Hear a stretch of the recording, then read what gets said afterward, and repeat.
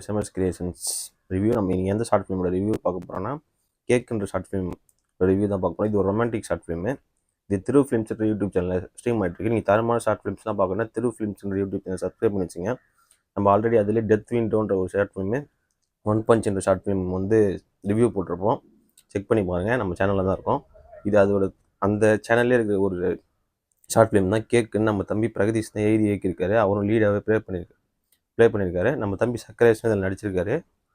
இந்த படத்தோட ஸ்டார்டிங் பார்த்தீங்கன்னா ஒரு ஸ்ட்ராபெரி கேக்லேருந்து ஸ்டார்ட் ஆகுது, எண்டிங் அந்த ஸ்ட்ராபெரி கேக்லேயே முடியுது. இந்த புக் எண்டுன்னு சொல்லுவாங்க, அதை சூப்பராக யூஸ் பண்ணியிருக்காங்க இந்த படத்தில்.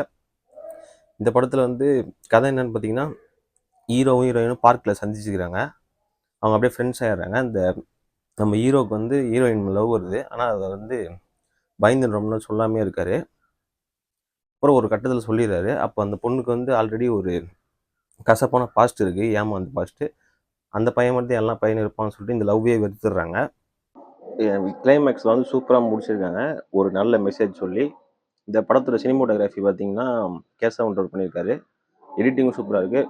மற்ற கேஸ்டிங் க்ரூ நல்லா ப்ளே பண்ணியிருக்காங்க. எப்பவுமே பாஸ்ட்டில் நமக்கு நடந்த ஒரு விஷயத்தை வச்சு நம்ம ஃப்யூச்சரை ப்ரெடிக்ட் பண்ணக்கூடாது அப்படின்னு ஒரு சூப்பரான கருத்தோடு இதை இது பண்ணியிருக்காங்க. போய் பாருங்கள், செக் பண்ணுங்கள், சப்போர்ட் பண்ணுங்கள். பாய்.